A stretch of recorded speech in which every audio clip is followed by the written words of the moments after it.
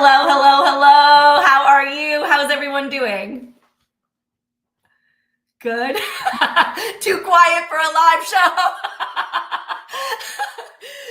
So we are back with our MC 4326 Advanced Social Media and Analytics class this afternoon, and I am thrilled to be here with Group 2. This is Kira, Cece, Riley, Salil, Ashley, and Reese, and they are going to be bringing it. We are, as woo woo, I see Angie. I see, hopefully our class is now starting to join. We are going to be streaming live to 3 platforms today, just as usual, LinkedIn, YouTube, as well as Twitch. One thing that is kind of fun that is happening today, that is the first time it's ever been done, is our whole class will be, or most of our class will be joining live from Twitch. I'm really excited about this. I hope you have fun experiencing this new platform as audience and as the first group to kind of present on Twitch. I'm excited to have you there, especially given the topic that we're doing today. Angie, what are we doing? Today, we're talking about the age of influence and influence culture. I'm super excited to be able to delve into influencers with you guys. I'm really excited to hear what you guys are going to bring to the table. News, examples, articles, just all around super excited. To the people tuning in, thank you so much for joining us today. Please feel free to comment. We love hearing from you guys, whether it's a comment, a question. We'll try to address it during the live stream. And I hope everyone has a great time. Yeah, I'm always excited to do these shows, and I'm particularly excited about how this team is going to go forward. Today, just in case you want to follow along or grab things off of the Canvas site, today we're going to be looking at the rise of political influencers and influencer creep. So those are the 2 articles that this team selected for later that are going to come back up to us in this presentation, which I'm sure they're going to tell you about more than once. But I just want to make sure that people have a moment to go to our Canvas page and grab those if they want to. I'm hoping that today's conversation offers a way to extend some of the work that we did on Monday, talking about what does it mean to have authenticity as an influencer, and what are some of these different ways that we now see influence really emerging and shifting in this kind of changing technological terrain. So with that, I'm going to pass the floor over to Ashley, who is going to be setting this team off with the introduction. So take it away, Ashley. Hello, everyone. Y'all can hear me, right? Okay. Well, this week's live show is The Age of Influencers. So we would like to open up with a question of what is the most recent incident y'all have heard about influencers or brands, good or bad? So amongst cancel culture lines, have y'all heard anything? And if so, you can leave a comment and we will get back to that.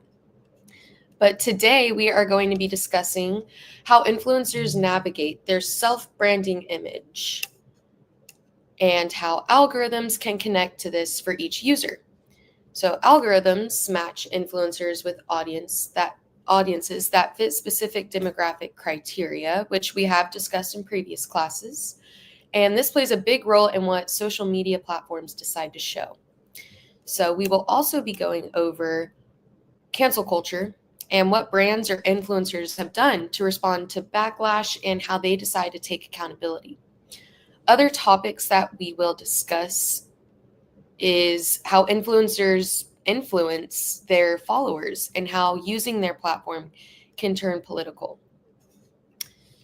So I don't see any comments specifically, but I see Kennedy said yes, she has heard of some recent things that have happened, but we will open up with Kira. She's going to start us off with some recent news that correlates to cancel culture and scandals amongst brands and influencers. And it looks like Tobias said there's a lot of stuff about Joe Gatto coming out now. I've heard of some of that. And the Impractical Jokers, yeah. So we see that. Do y'all have anything you want to reply to for the comments, or do we just want to start with Kira? I would just say I've also seen stuff about like Joe Gatto, and I had like no idea who he was before this because I didn't watch like Impractical Jokers, but I saw like the girl's video like directly, And I was just like kind of confused. I was like, what's going on? But I'm honestly like not surprised, but like I feel like a lot of like allegations like this come out pretty frequently about celebrities. So I feel like it's always like kind of up in the air of like if it's accurate or like just false information. So I completely agree. If anyone tuning in was here for the morning show, I was a big fan of Impractical Jokers. That was the show I watched growing up. And one of the group, they brought up Joe Gatto, and that was me learning about it for the first time. I was absolutely shocked. He was devastated. Devastated. Like, what? And then I actually saw that video like maybe a few minutes ago because I went into a spiral. I was like, there's no way. There's no way. Because you're absolutely right. There's always allegations. It's not a surprise. Anytime you hear like, oh, did you hear about yada yada that happened? The next question is like, okay, who did it this time? Like which actor? But sometimes when it's always a shock when it's someone that you know and someone that you're a fan of. Because when you're a fan of someone, it just hits differently. You're like, wait, what? No, not my person. I have good taste, like they would never do that. It's just so jarring sometimes. But yeah, there's definitely a lot of news that comes out about, people that portray themselves differently online than they are in real life. And sometimes it's just jarring when you realize, oh yeah, people curate themselves on social media. Not everything you see is authentic. So that's definitely something that we need to, address for sure. But Kira, I think you're gonna say something next. Yes, I have my segment on like kind of like breaking news, recent scandal type thing. So the Joe Gatto stuff came out like a few days ago, so I'm not covering that, unfortunately. But today I'm going to be talking about, if anyone, I'm sure people heard of it, like the Poppi scandal with the vending machine. So I'm going to go into that. So in early 2025, Poppi, a Texas-based prebiotic soda company, found itself at the center of a controversy following a marketing campaign that many deemed extravagant and out of touch.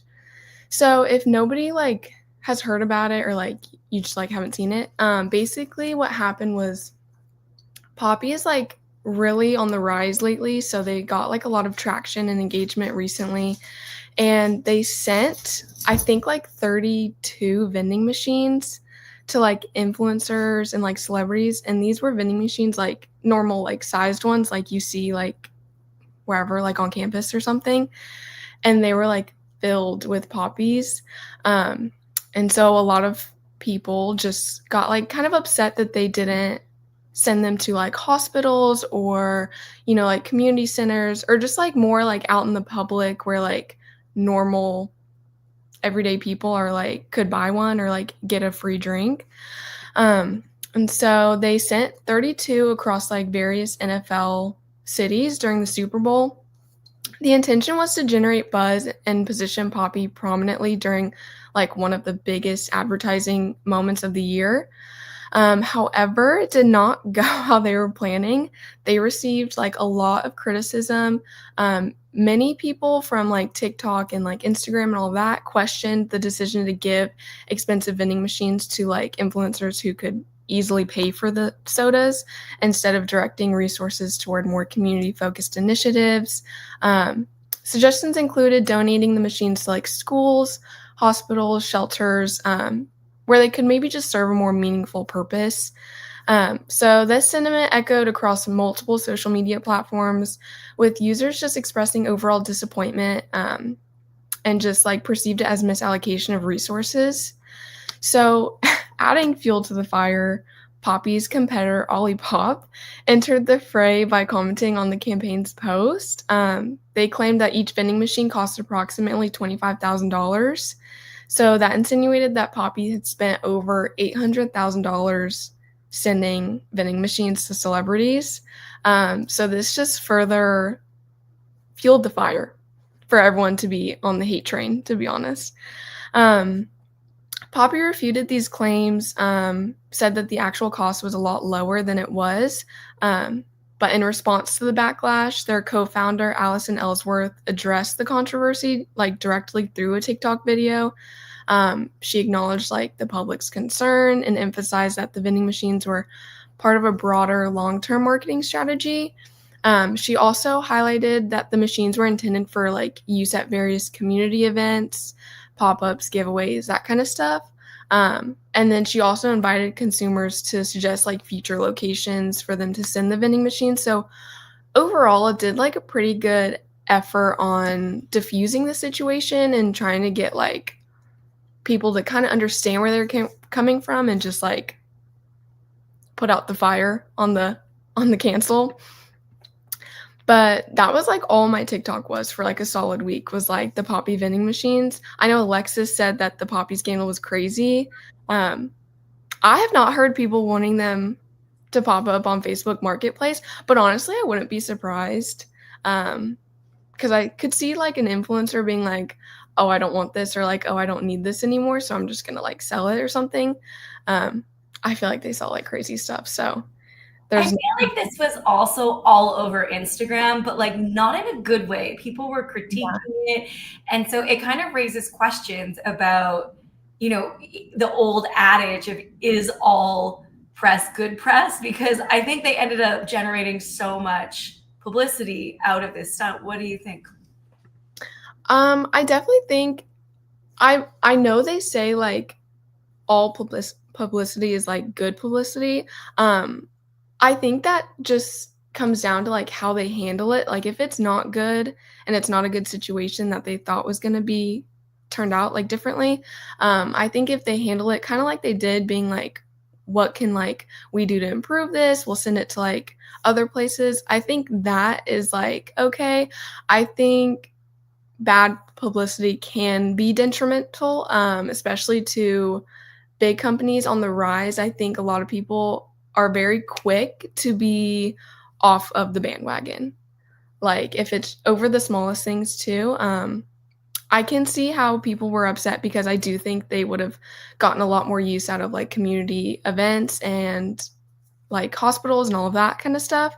But I don't think it maybe was something to be like totally canceled over, just because they were very willing to like go back and fix their mistake and like send it to like hospitals and shelters and that kind of stuff.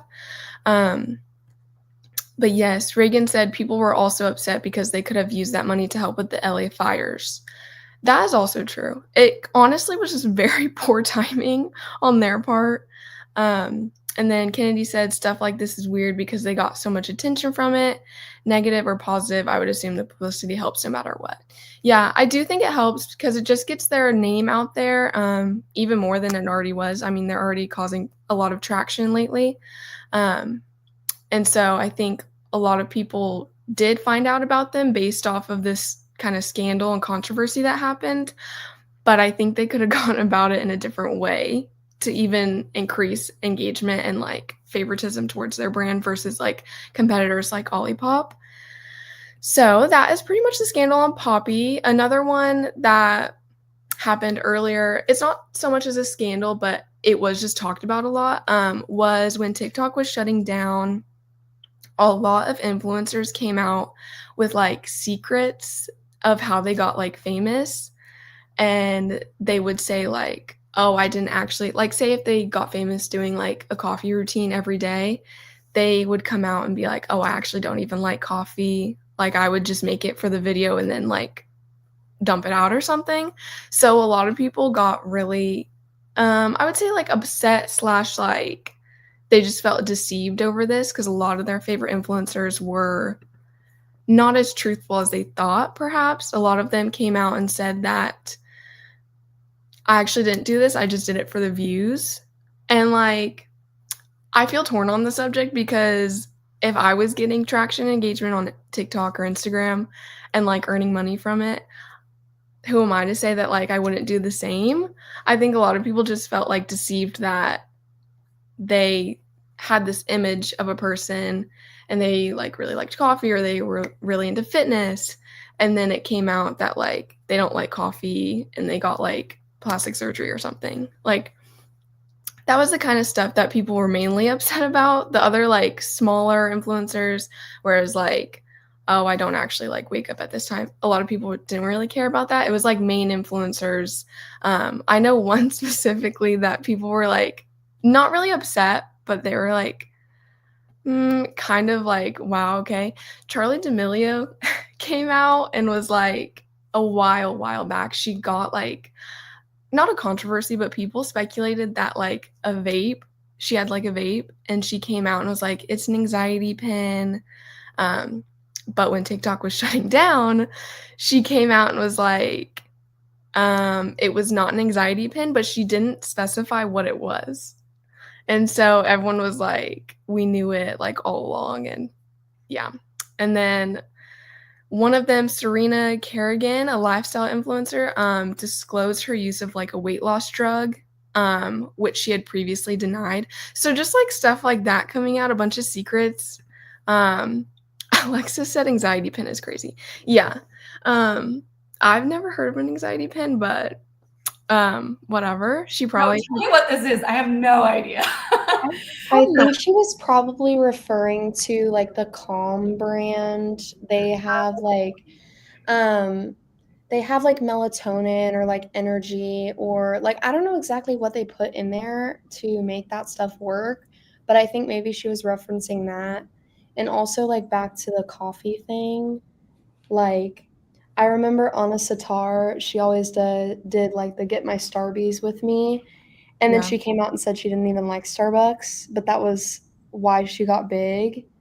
And Yeah. everyone in her comments was like, you're kidding. So definitely big thing for sure. Yeah.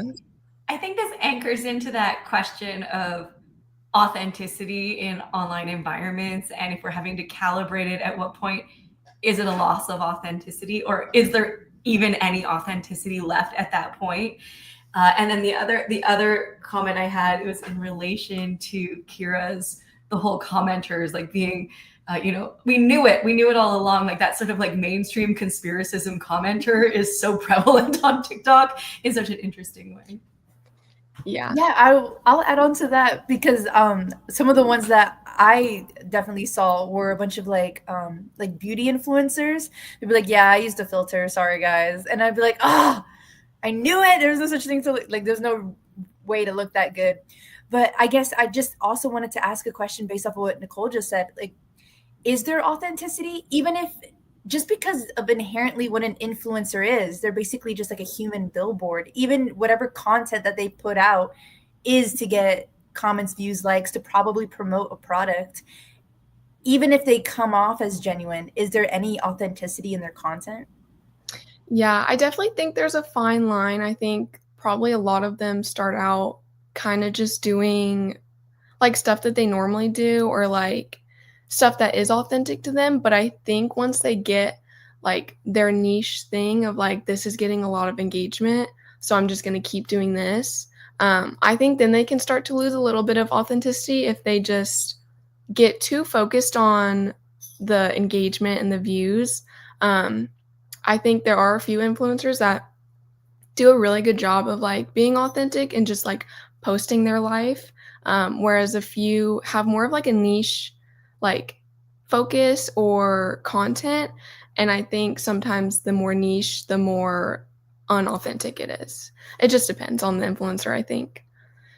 But Angelina said there's essential oil pens that help recentering and just homeopathic remedies. See, I didn't know any of this. So whenever she was like anxiety pen, I was like, I'm not sure what you're talking about, girl. But reset in reference to that's fair. That's fair. It's like, what is this? Explain. Yeah. There are just a lot of You're making it up. Yeah, there are just a lot of things that come out like daily that I'm like, what? Like things are always changing. They're always coming out with like new products and everything. So honestly, I just can't keep up with them anymore. But in reference to the TikTok scandal and the Poppy scandal, I think it just really is eye-opening how much like we can be deceived as like viewers and everything.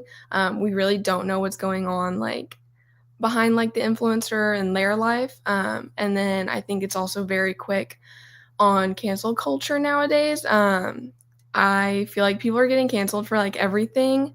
And so it's kind of a point to like just like take a step back. Like a lot of people get canceled for things that happened in their past, and it may be a mistake and it may be like something horrible that they did, but people do change. And like I think it depends on the scenario and like what exactly happened. But I think cancel culture now is just a bit quick to judge. I think everyone is very like hypocritical. Like I think when we're viewing people and they're on a screen every day, they make it seem like they're not like an actual human being, but like they are. And so I think it's just very magnetized, the cancel culture now, and how you can do a simple thing 20 years ago and then all of a sudden you're famous on TikTok and people find out about that thing 20 years ago and all of a sudden you've lost like all your followers. So I think it's just been a growing thing over the past few years, and I think it really started in 2020 because everybody was chronically online for like a whole year because that's all we could do. And so I think everyone just really started to hone in on like little flaws and like little accidents or mistakes that have happened in these big people, and they were like, okay, that's it, we're done, we're not supporting you anymore. So that's just a few of the scandals recently that have happened. But I want to jump into your last conversation here, Kira. yeah. If we think back to earlier in the semester, we did this sort of like historical timeline of social media. And, if we think about how old social media is, it's, not that old compared to most other media forms. Mhm. And so if we think about this like discursive process of going and digging up old stuff from people's past, it becomes a byproduct of internet and platform cultures. And one of the ways that we would think about this is through the term social media archaeology. So if you have any sort of presence, you should assume that there's going to be this, at some point, social media archaeology happening on you. You apply for a job, the odds are they're going to look you up and see what's there. And so honestly, a lot of these people, they don't know they're going to become famous athletes, and they don't know that they're going to become famous actors, and they don't know that they're going to become influencers. But at the end of the day, we all have these footprints. So the question I want to place back to you is these sort of discursive strategies that happen on social media that can do real damage to anyone's reputation, not just an influencer, but athletes and even people like us. What responsibility do we have as people to clean up our reputation, or just like do reputation management in these vast online spaces that we have contributed? Mhm. I think it's hard because, like you said, people don't know they're going to become famous one day. And so everybody makes mistakes. Like, we're all human. We're all like, we learn as we grow. So I think with the reputation, it honestly comes down to, I think, how you handle topics that get brought up. If there is something bad that has happened in like your past and it gets brought up on social media, like say you are famous, I think how you respond is how people kind of go about their future like involvement with you. I think a lot of influencers who maybe don't speak on something that has come out about them, or they don't have a good reaction to it, they tend to make it worse for themselves. Obviously, like their reputation will be even worse after handling that. I think influencers who have come out about like a touchy subject or like something that's happened, with like accountability and just honesty, they tend to have a more positive like effect on the aftermath of that controversy or scandal that happened with them. I know one that I'm thinking of is, I know Cody Ko had a lot of allegations against him, like I think a year ago or something like that. He didn't speak on the subject for a year and like never said anything about it. A lot of people just, it didn't sit right with him or like with them about him just kind of avoiding the subject. And so he's kind of had a big decline in like his views and his reputation. Not many people support him anymore. Whereas like, I know with the Poppy thing, a lot of people were giving them hate and backlash, but they came out and they were like, we made a mistake, we'll send them to like future hospitals and everything. And so I think they did enough like damage control that people will still support them in the future. I just wanted to highlight something that Angelina said in the chat because I nodded immediately. I couldn't imagine people digging through everything about me that intensely, even if my footprint is completely clean. I personally wouldn't do this on myself at this point because I know I didn't do something. But if you knew that you used racist, misogynistic, xenophobic, homophobic language in your past, like that's something that you probably are aware of, at least on some level. And it's like, why not go and delete it? Why? And we had a student this morning say, like, that should be like baseline. Like, what kind of behavior patterns have I had online in the past? And do I now need to go and correct that? But also I want to point out like the discursive acceptability of any given time and point in history is always evolving and changing. And so what is currently discursively appropriate may not be later. You know, obviously those examples I just gave are outside of that. I have a book chapter on this subject that will hopefully come out this year. And one of the things that I felt was really interesting about this kind of dynamic of like going to dig through this like social media archaeology to like unearth a social media crisis, a discursive crisis that it originates online, is that I thought foolishly that an apology would matter. And some of these people, they go and they apologize, but actually the people who I followed in the case study that I use in this book chapter, they ended up with more people in the end. They initially lost people during the scandal, but then they ended up with more people after because it actually, with them being in all the news outlets and being talked about so much, people were starting to know about them more. So I think it raises all sorts of interesting questions, but I'm going to turn it back to you because I see there's a ton of comments and you can pick if you want to cover any of them. Yes. So Marco said that I think Poppy did a great job at responding quickly to their situation. I definitely think that is like what helped them kind of do damage control. And then Gia said, at this point, it isn't even surprising if someone gets canceled. It's really not. Like, when another thing comes out and it's like, oh, we're canceling this person, I'm like, okay. Like, I'm not even surprised. Heather said, I feel like influencers are one of the main contributors to overconsumption and trends cycling out so quickly. I agree with this. I know a lot of people, at least a lot of like my friends that I've talked to feel about this pretty much the same way I do, especially with the whole, like, a lot of clothing companies are doing like limited release drops now and getting a lot of influencers to post about them. That's very big right now. I would say it's a very big marketing tactic with them. They'll do like 200 like units of clothing, and then once that's like sold out, it's sold out. So then everybody is on like the website at like the drop day trying to get it, and it's just, I personally don't like it. I get anxious doing those, so I don't even bother like with the drops anymore. I'm just kind of like, whatever, I don't care. But I definitely think influencers are a big part of overconsumption because you always are on TikTok and you always see people being like, new items at Target, or run to Target, like, this is the new item, it's so good, like that kind of stuff. So it definitely, I'm also super like influential, so like if I see someone, they're like, this is really good, I'm like, oh, I want to try it. So that is something I'm trying to work on myself as well, because I'm so easily like influenced to get something. I'm like, oh, they like it and they like it, so I'm obviously gonna like it. So, but yeah.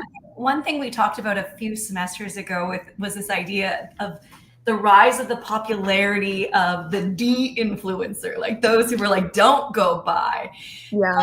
But I don't know if you've seen any of these particular actors, but I argued to the class at the time that, you know, usually they'd say, don't buy these ones, but use this instead. And so this like de-influencing was very ideological or political, or, you know, like there was always something to it, but that didn't mean the de-influencing wasn't there, because they were still usually popping you to another direction. I don't know if you've seen this at all, and what your thoughts are on this de-influencing trend. Is it still consumptive? I used to see it a lot more. I don't see it as much anymore. I'll see it like maybe once every like couple months. And it's normally just like a few videos being like, I'm gonna de-influence you. A lot of the time it will come up more if I like search a certain brand. Like if I'm trying to get like reviews on that brand, I'll see more videos like being like, I'm gonna de-influence you from like Lululemon or like something like that. So I think it just depends. I definitely have to go looking for it more than I used to. So I think a lot of people have just kind of like stopped doing them. Maybe they just didn't get enough like engagement or traction. I'm not sure why it's on the decline, but they should bring it back because it really helps me personally. And Callie said daily drills in park. Yeah, that was what I was thinking of when I was talking about that. Park especially because they have been really talked about recently. And the Valentine's Day collection, everybody was talking about it. And I was like, I'm not even going to bother because I know it's going to sell out. So, but yeah, that is my little spiel on breaking news.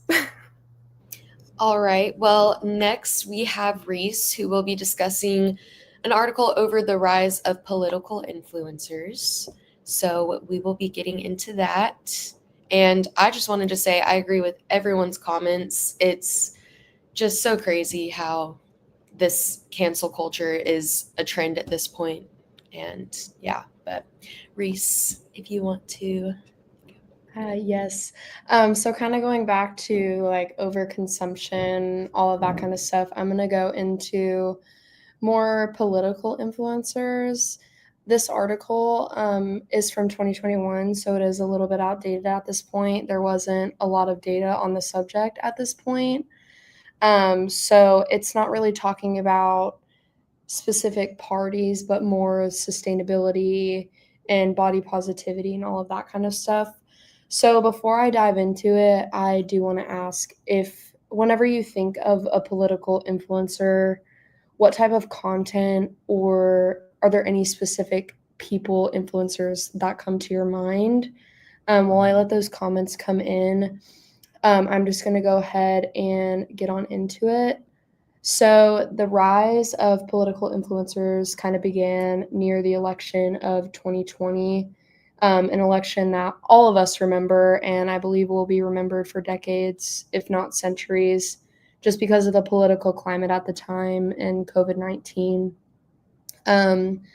For context, traditional influencers are those who draw in followers with authenticity and down to earth lifestyles, like we've kind of discussed previously. But also, something to note in this article was that they're considered digital opinion leaders. So, digital opinion leaders are those who interact with traditional mass media by dealing with current issues and then passing it along to followers so that they can spread it within their own networks. Let me see if any comments have come in. Okay, we'll get back to that. So as social media overflow has become more of a problem with just people overposting, influencers posting to basically make their money at this point, these leaders are very important in spreading information and then also connecting to one another. With the digitization of human communication and this idea of reaching huge audiences, we've also kind of begun to see the shift from one-to-many communication into this many-to-many communication, where these digital opinion leaders really are important. So, with social media news spreading like wildfire, these influencers are very important with getting information spread quickly. And we've seen a lot of this even more during the previous election, even more than the 2020 election. And so, with this idea in mind, the idea of influencing has also begun to shift from these wide topics like fashion or sports or gaming into this more meaningful content, as the article stated.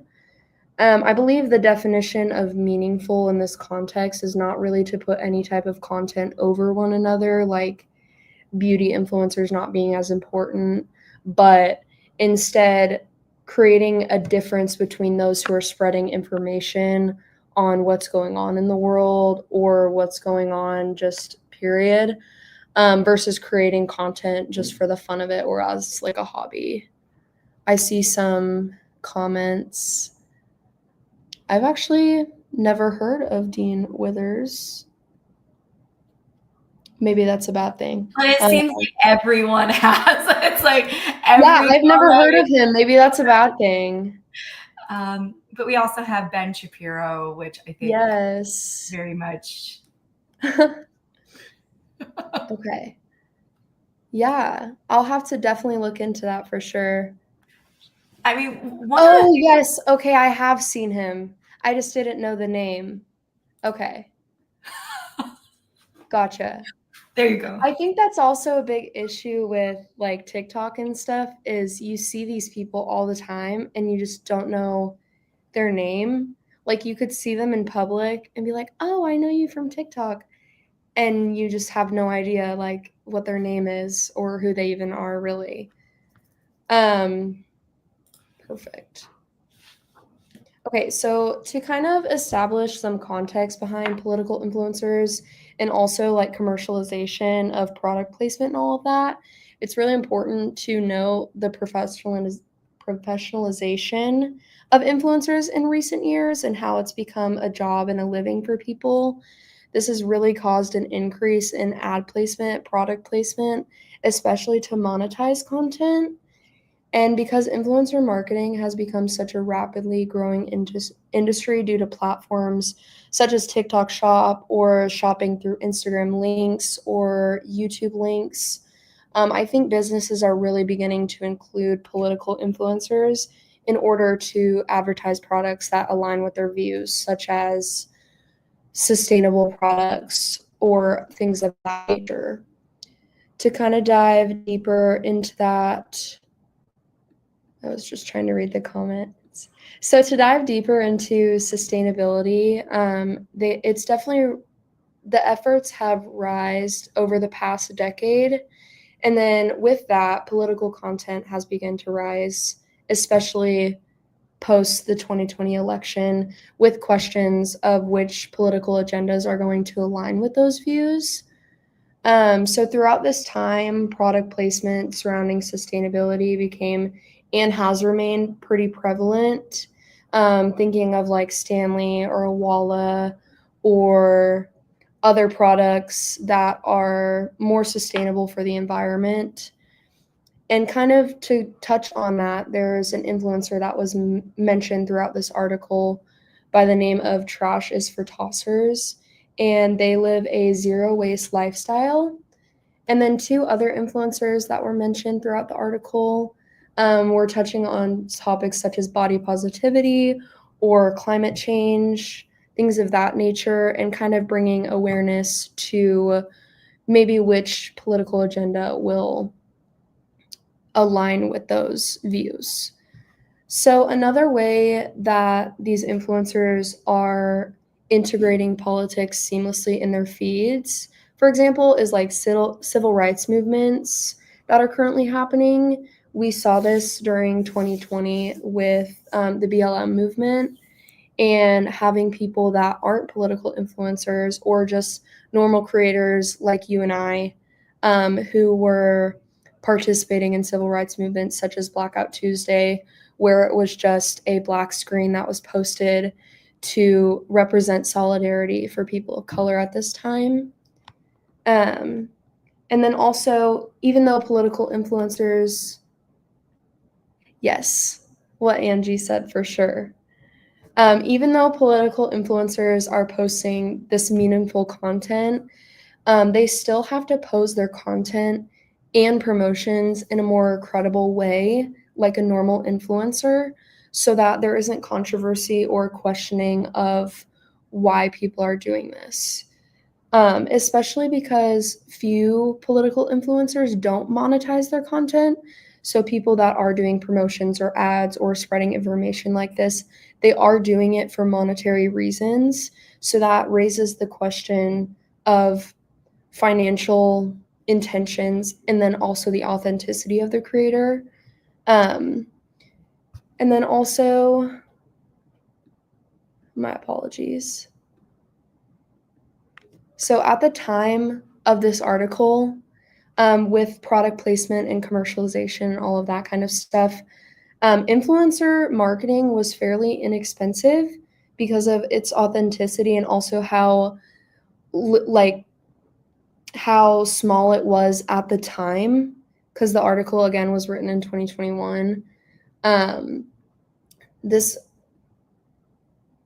it's drastically increased in like price and how expensive influencers are, like influencers being used in Super Bowl ads and all of that kind of stuff. So there's a growing demand to acknowledge conscious consumers and then companies also needing to be responsible for the future of environmentally friendly business concepts. There was something mentioned in the article about corporate social responsibility. I definitely agree with what you said, Heather, about meaningful content and being performative.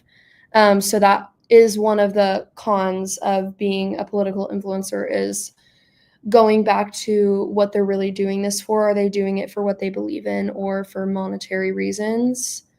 So going back to this concept mentioned in the article, the corporate social responsibility is essentially the social, labor, and environmental concerns within business practices.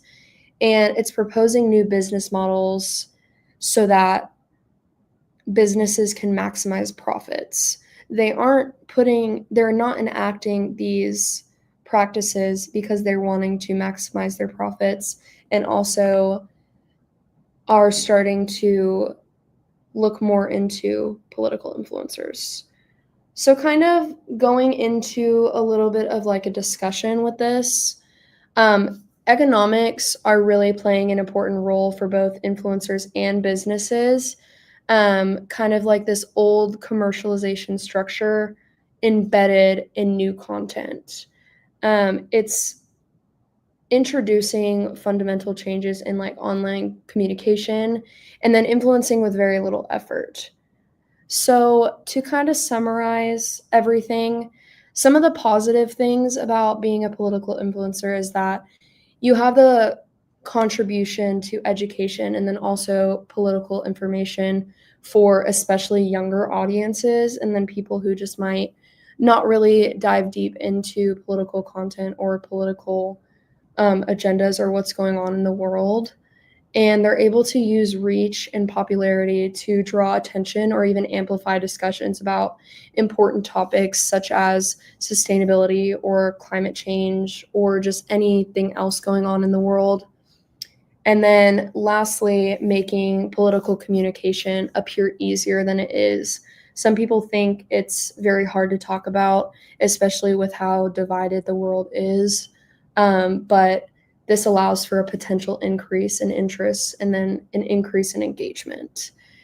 But to dive into the more negative aspects of it, some of these companies are exploiting their influencers and not actually following what they support, but instead just wanting to drive business and maximize their profits. And then also it raises the question of if young followers are even comprehending the information that's being sent out and if they're being persuaded to agree or do what these influencers are wanting them to with promotional content.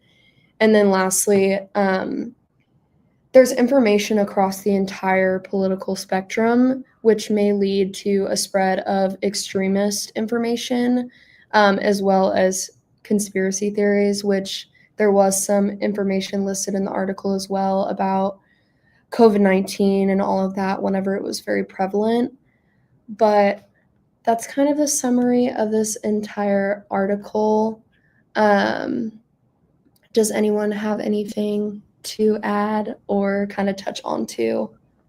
I would love to jump into this. I think you, first of all, did a really marvelous job of explaining this article to all of us. And Thank you. it's an interesting article because it is now a little bit more dated and a lot of work has been done since this. But I think it's really interesting because before this, we really only thought about influencers as, they do makeup and they do fashion and they're sports or they do gaming. But we really kept them in these very entertainment-like boxes.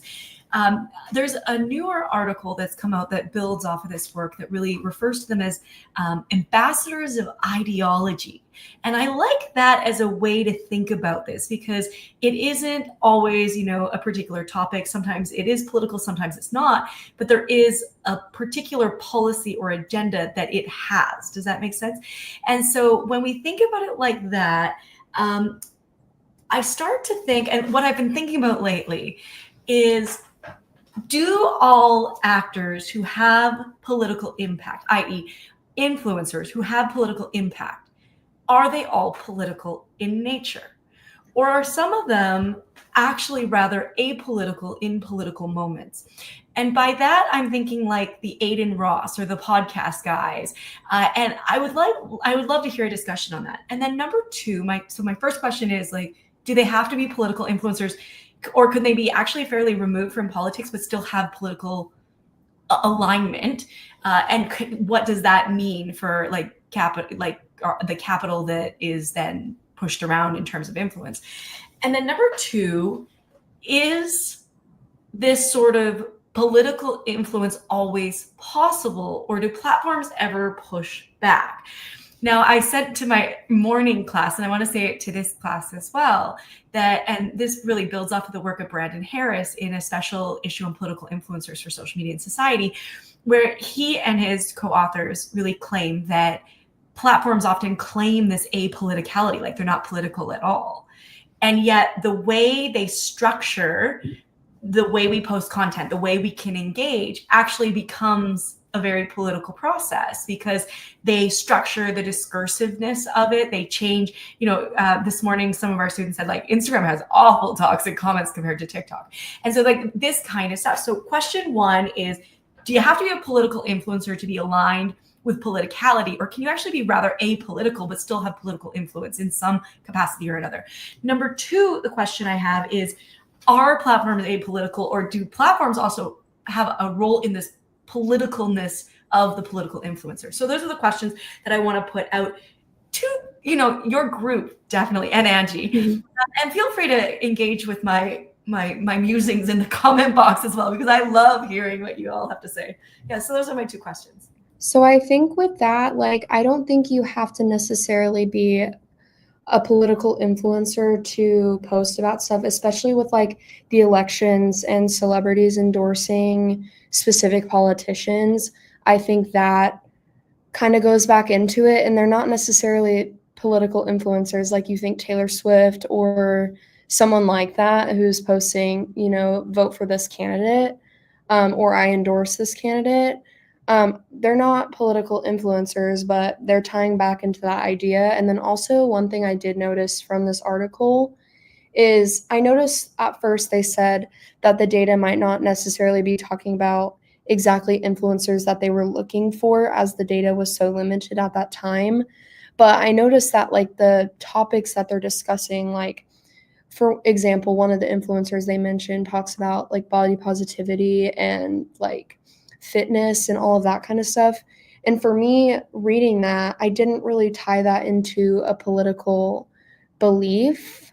I think that's just something that someone wants to talk about and should be better in society, and body love and self-love and all of that kind of stuff.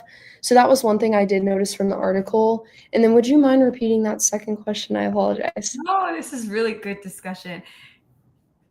Are the platforms free from this? Are they apolitical actors, or do they actually have a very political role in the role of political influencers?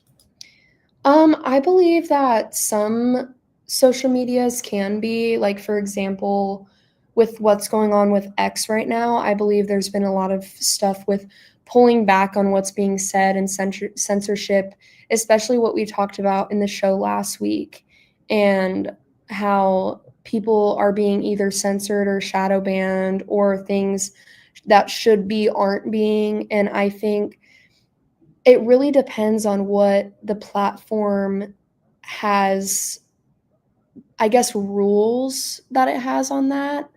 But I do think that platforms can play into that.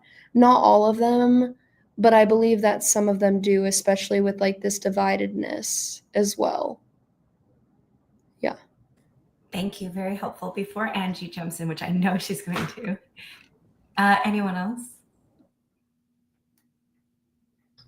Yeah, I was just going to say, I agree with the whole, you don't have to be like a political influencer to like talk about politics. I think especially like in the last year or 2 years, we've definitely seen an increase in like just like any influencer talking about politics or just like anything going on in the world. And I know a lot of them came out and like endorsed certain politicians recently, like the last elective year.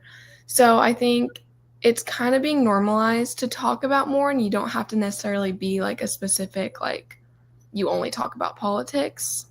And I also think a lot of the apps, as much as they want to say they like don't do anything with that or they're like neutral, I do think they censor quite a bit and like have been censoring more than they like used to, I would say. What's so funny, and I don't know if you observed this, but across my feeds during the last election, I kept getting these, keep your mouth shut, like you're a celebrity. What do you want to talk about this for? But what's so fascinating to me is like music has always been political and musicians have almost always been political. If you look strategically through history, you can see a long line. Like Elvis Presley was a very political actor. Madonna was a very political actor. Like these musicians have often pushed the limits of politics, and they have done so through music. So that's really interesting. Angie, what are your thoughts on this whole "our platform's apolitical"? I'm gonna piggyback off of what you just said. It's the perfect segue. I was gonna start with saying politics, I think, are way more embedded in everyday life than people think they are. Even in a humorous aspect, and then kind of what Reese was saying earlier, politics doesn't always have to be endorse this candidate, endorse this party. Sometimes it really just is policies or concepts that have become political. So I was going to say, like, the first thing that pops into my head is that Kamala Harris audio that you think you just fell out of a coconut tree. Like, people were, and feel free to interrupt if something pops into your head, but politics was like such a big part of social media. Anytime like any big policy or government change came out, even if you weren't a political influencer, people were commenting on it. Like Kennedy being part of the government, I guess Musk, that's another thing I think you mentioned with X now becoming a part of the government. You're thinking about political affiliations with social media. But a lot of people just like to comment and react on, I guess, the state of the world. People like to complain or, just comment on.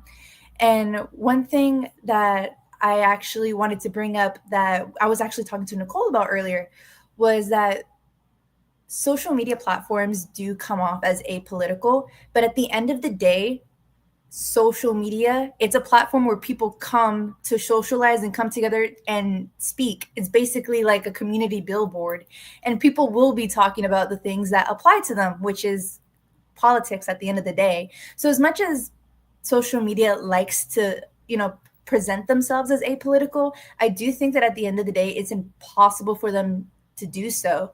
In fact, I was, as another newsworthy example, sometime early in January, there was this one little scandal, I would say, with Meta, so Facebook and Instagram, where if you looked up hashtag Democrat or hashtag anything sort of democratic, you would get no results.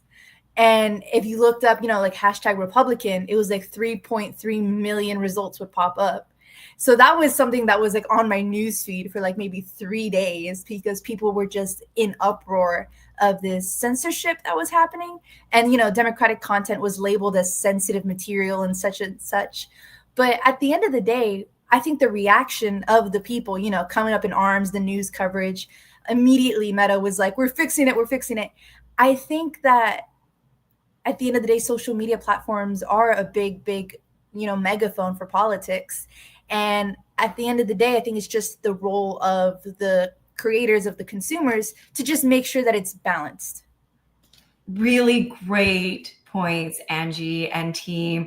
But I'm noticing that your timekeeper for your team is saying you need to move it on. So me and Angie will be quiet for a minute and let your team move it along. Really interesting conversation. Yes. So next up we have Cece. She's going to be talking about an article that deals with the artistic side of influencers and how they gain an audience with a trustworthy relationship. Yes. Hi, y'all. So the article I'll be covering is titled Influencer Creep, How Artists Strategically Navigate the Platformization of Art Worlds. And this was published in 2023. So it's pretty recent. And the first question I'll say for y'all is, to start us off, do you think self-branding on social media creates new opportunities for artists, or do you think they add unnecessary pressure to the art and basically the aesthetic they're putting out for their work? So to start off, the article begins by introducing the phrase influencer creep, and it identifies it as the process by which social media influencers' main practices are including the self-branding, optimization, and authenticity.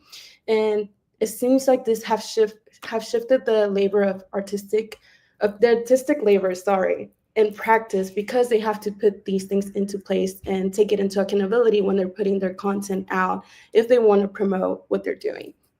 And so it can be gathered that the shift results from the growing dependence on platforms like Instagram or TikTok even for artistic promotion, visibility, and gaining income has become a priority for them. However, it's kind of a problem because it's so much so like they're having to act as influencers and kind of just give the audience their personal lives without necessarily just focusing on the art they're putting out, or whether that's music, actual art, or whatnot.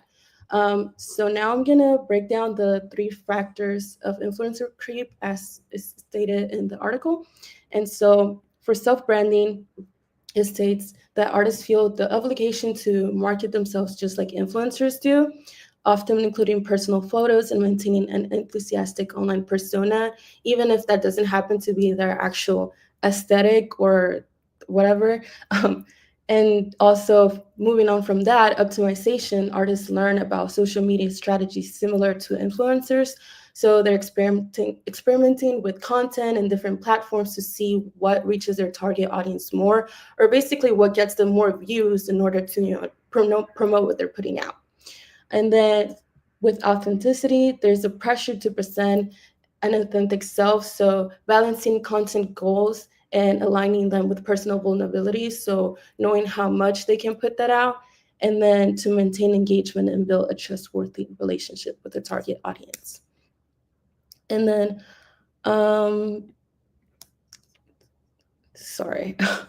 platformization of art worlds. So as we may know, historically, art worlds relied on galleries and in-person critics, buyers, so putting physical art in museums and stuff like that. Back then, it used to be just like promoting it that way, but now because social media has become such a big thing for in the influencer world, artists are feeling the need to, instead of going the traditional way, they have to do it through social media in order to actually get recognized and noticed, and build those relationships with the audience that they are targeting.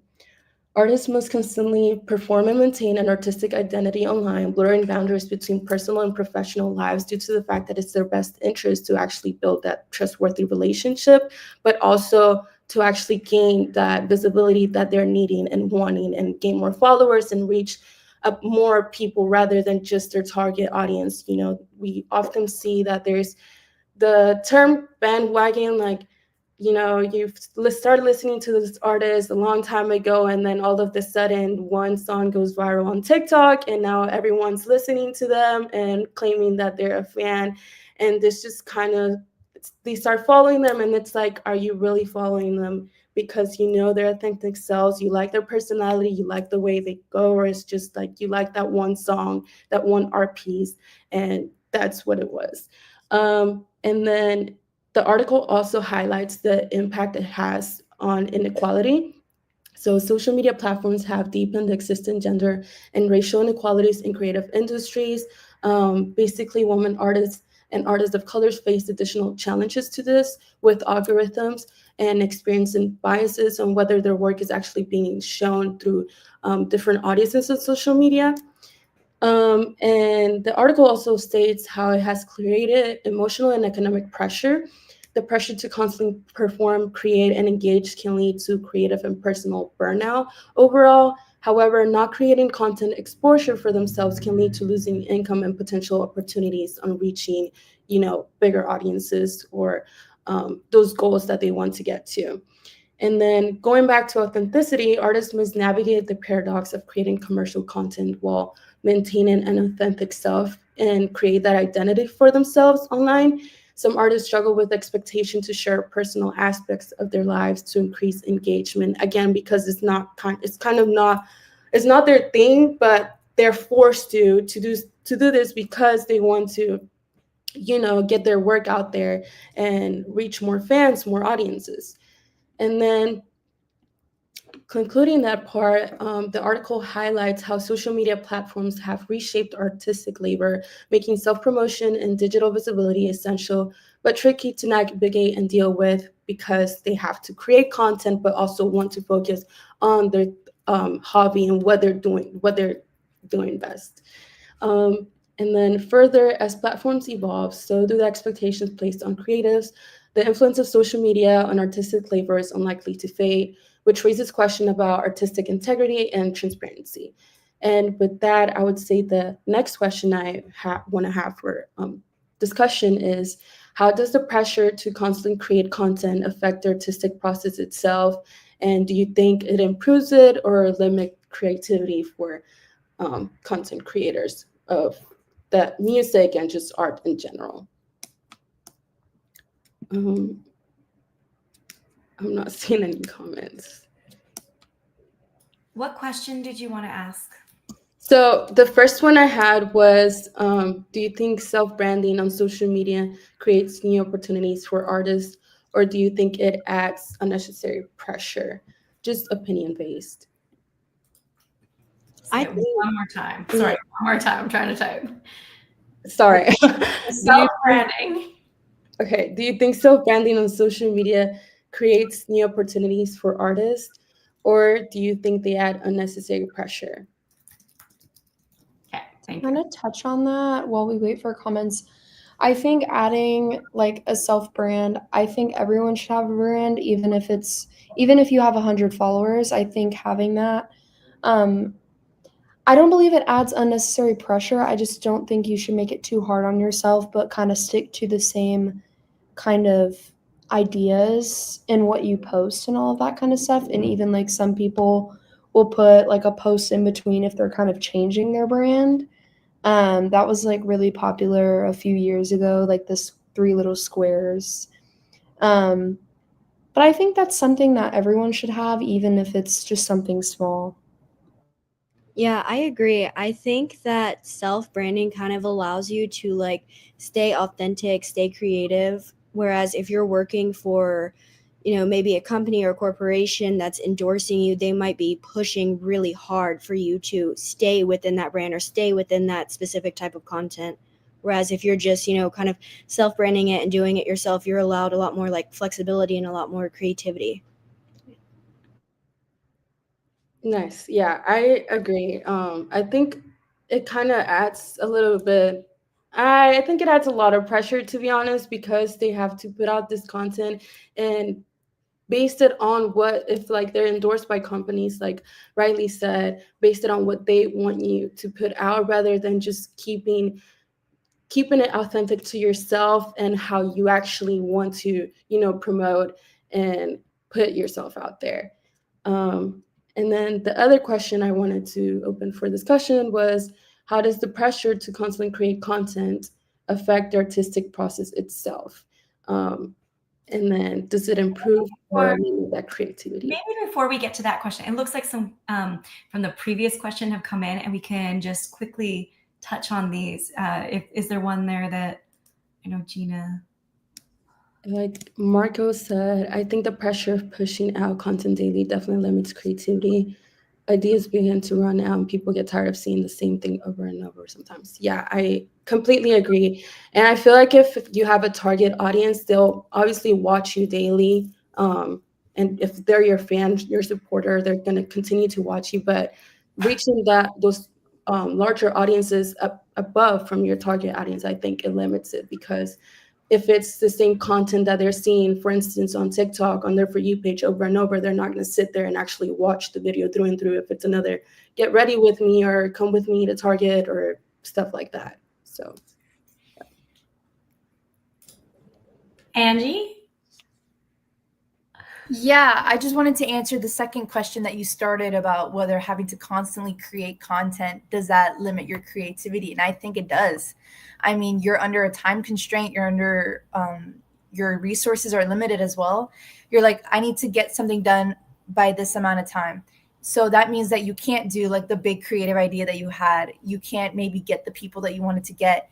And so I don't want to say it would cause you to cut corners, but you will definitely try to, use a simpler format, something that makes it feasible for you to actually release content in that way. Yeah, no, I definitely agree with that. And then going back to Mark was saying, self-branding is more flexible with creativity, but also I think the pressure is a lot of times because of the authenticity. Yeah, I think it all just goes back to the audience as well and their perspective on the person they're following, whether again that's music or just they're an influencer per se. I feel like the audience puts a lot of pressure on what they expect these people to put out just because they started following them or supporting their content or whatnot.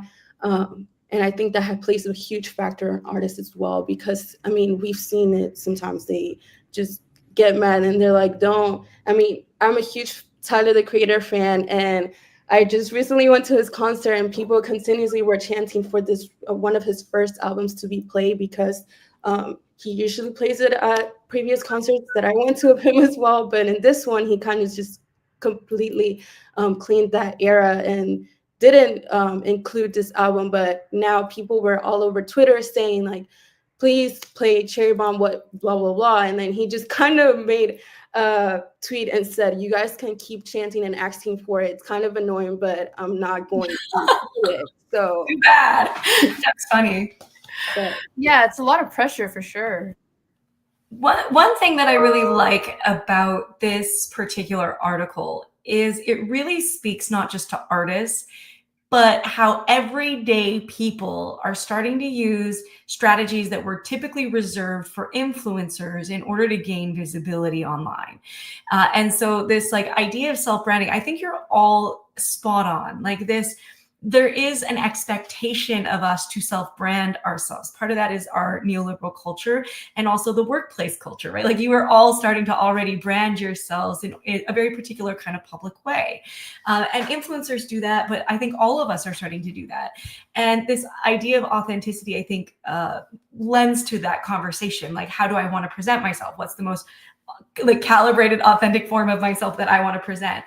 And then optimization in this article really speaks to that algorithmic optimization that we've been talking about so much in class to either gain visibility or to maintain invisibility. But all of this, I think, plays in really nicely. But I just am mindful of the time and noticing that I think your team needs to move it along. Yes. Okay. So next we are going to have Salil. He has some newsworthy content that follows up with what we've been discussing. So Salil. Hi, I'm gonna be giving you guys some newsworthy content from social media. And first thing I wanted to say is when I was doing research for like the trending controversies, like I noticed how different my own algorithm was because I had never heard of like half of the people. Like maybe I'd heard a couple of their names, but I have no idea like 80-90% of the people. Like most of my controversies on my phone were like, oh, Kevin Durant, is he gonna go to Boston? Like, or where? So yeah, so I had to actually like do some research on who these people were. So the first one, there's a story about the Tate brothers, which I'm pretty sure everybody knows. Uh, if you don't, they switched from they used to be professional kickboxing, and now they're social media influencers, and they got a lot of hate for generally promoting toxic masculinity. They started off with like a lot of controversials, like in the beginning of their career. Andrew was on a British reality TV show, Big Brothers, in 2016, but he was kicked off after people found out a video of him hitting a woman with a belt.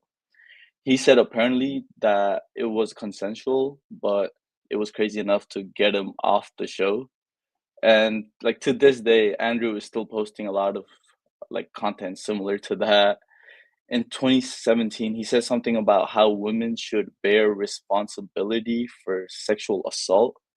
I don't know what that means, but yeah, that's what he had said. After a bunch of wild posts, Instagram, TikTok, Facebook, and YouTube banned him from all their platforms, but he still has 11 million followers on Twitter, and it apparently got reopened after Elon Musk took over. And in 2022, both of the brothers were arrested in Romania for human trafficking and other serious stuff. They were banned from traveling for a while, but they just came to Florida after their travel restrictions were lifted. The Florida governor said this is not a place where you're welcome with that type of conduct, and it seems like pretty much like the public feels the same way. They're still being investigated in Romania, but they're back to posting on social media. So a question for this I would like to ask y'all is, should people like the Tate brothers be allowed to keep posting on social media, or should platforms ban them because of what they're saying? I'm gonna jump in really quick. So, I mean, just the fact that Andrew Tate is a self-proclaimed misogynist is wild. But here's the fine line of like censoring that sort of content and then also, I guess, overstepping free speech. So there's that fine line that we have to walk. But I think that platforms do have the responsibility to, keep the platform, I guess, safe and welcoming. But I don't think that should be an excuse to censor content. The thing is, again, all this is a fine line. If we censor one thing, it's probably going to be used to censor something else. And so I do believe that people like Andrew Tate should not be allowed on social media, but the rules should be very, very specific as to why not. Maybe if they were to say, I think like as of now, there's like certain words and stuff that are censored on social media. So maybe if we, took him out of social media for something like the language like he uses or the topics he promotes, maybe. But again, it's a very, very fine, finicky line. What do you think? I think they should at least like filter his tweets or like whatever he's posting, because obviously like he has influence, and like there's like a bunch of young kids or whoever's watching him getting influenced, and like they might not be like for the right reasons. So I think like they should at least like put like a restriction on like everything you tweet has to like be filtered by the company or like certain people. Yeah.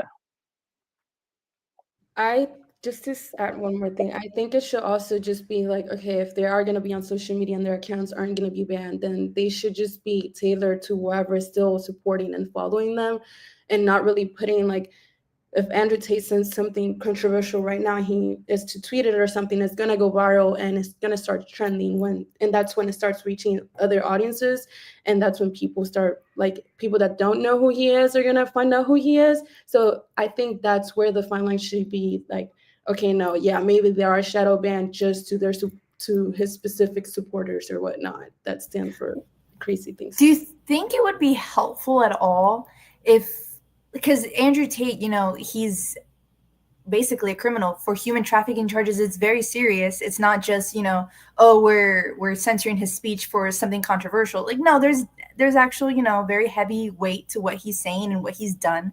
Do you think maybe it would help if there was like a flag or warning next to his account or his name? A trigger warning would be nice. Yeah, for sure. I think that they should make it like a subscription thing so that his like clearly diehard fans or like people that really want to follow him, if they want to pay to see his tweets, they can, but they're not going to be released out into the public where everybody can see them. Super interesting, but you have 2 minutes, so maybe we continue moving. Really interesting conversation. I wish we had started it sooner because it's super interesting. Okay, I had a few more, but I think since we're on a time crunch, we could probably get to wrapping it up. Okay, I'm going to go ahead and do a quick recap of all of the things we've touched base on today. So we'll start off with our social media news, with Kara leading us off on the Poppy influencer campaign and TikTok scandal. In today's fast-paced digital landscape, the power of influence is undeniable, but so is the scrutiny that comes with it. The Poppy vending machine controversy and the TikTok confession wave both serve as reminders that audiences are more aware, more vocal, and more critical than ever before. Poppy's extravagant influencer campaign was met with heavy backlash over its priorities. This reveals the growing demand for corporate responsibility in marketing. Consumers expected brands to engage with communities authentically, not just chase visibility at any cost. Meanwhile, the TikTok revelations expose the fine line between entertainment and deception. And now for our first article with Reese, the rise of political influencers. As we've explored, the rise of political influencers have transformed the way information is shared, consumed, and even commercialized in the digital age. What started as a shift from traditional influencers to more meaningful issue-driven content has now evolved into a complex ecosystem where politics, business, and social media intersect. On one hand, political influencers have made political discussion more accessible, engaging younger audiences and amplifying important discussions on topics like sustainability, social justice, and civil rights. Their ability to break down complex issues into digestible content has increased individual awareness and participation, making political communication feel more approachable and relevant. For our second article, which was Influencer Creep, How Artists Strategically Navigate Platformization of Art Worlds with CC, as we've explored the phenomenon of the influencer creep, it is reshaping the artistic world, blurring the lines between creative expression and digital branding. Social media platforms, particularly Instagram, have transformed the simple promotional tools into essential spaces where artists must consistently optimize their presence, maintain authenticity, and engage with all audiences, all while navigating the pressures of visibility, financial stability, and artistic integrity. On one hand, these platforms offer undeniable benefits. They provide artists with global reach, new opportunities for income, and the ability to bypass traditional gatekeepers like galleries and critics. The democratization of art through digital spaces has given a voice to many who may not have had access to traditional art institutions. However, this shift also presents significant challenges. The pressure to self-brand to stay relevant in an ever-changing, algorithm-driven world can lead to creative burnout and a loss of artistic autonomy. Lastly, our newsworthy element where we discuss the Tate brothers' return to the U.S. As we've explored the stories of the Tate brothers and many others, we have a broader conversation about digital influence, responsibility, and public perception. The Tate brothers' return to the U.S. ignites debate about free speech, accountability, and the impact of controversial figures online. Their notoriety has fueled both criticism and financial success, raising questions about ethical responsibilities of social media platforms in regulating harmful content. In conclusion, today's discussion, we have underscored the evolving nature of digital influence from corporate marketing strategies to political advocacy, artistic expression, and the complex dynamics of online notoriety. All of these topics, one common theme emerges: the growing demand for authenticity, responsibility, and ethical engagement in the online space. As the audience becomes more discerning and active in shaping narratives, brands and influencers must navigate an increasingly complex online space, one where transparency and trust are paramount. Whether it's marketing, politics, art, or social commentary, the internet's power to amplify voices comes from a significant responsibility. With that, I'd love to open the floor to any questions or thoughts you may have, and thank you for listening to our presentation. Woohoo! No thoughts, but huge congrats. Really well done. Your team did such a great job of kind of dividing this up and really taking us through this topic really well. So you should be very proud of yourselves. And we're very excited that we got to join along, listen, engage. And thank you to the audience for engaging across platforms. It was interesting to see commenters coming in from everywhere. And so that was also kind of a new dynamic for us. Angie, any words? I wish it were longer. Honestly, I wish that was so wonderful. And then also between Joe Gatto and then freaking Pop, I can't do anything. Like, wow. So it was super, super interesting to hear what you all guys had to say. I learned a lot for sure. And again, congratulations, guys. You guys did great. Yeah, really, really informative, really fun. Lots of great content there. You can see some people in the chat saying, great job, everyone. Yeah, your team did a really great job. So thank you for that. Just a few little housekeeping items. That's that your social media lab is on Sunday at midnight as per usual. This time, no surprise, we're looking at influencers. So just go into that, make sure it's done as usual. Otherwise, I'll see you on Monday and have a really good weekend. And like everyone is saying in the chat, you've done a really great job. So well done and have a great weekend. We will see you all next week. Bye, everyone.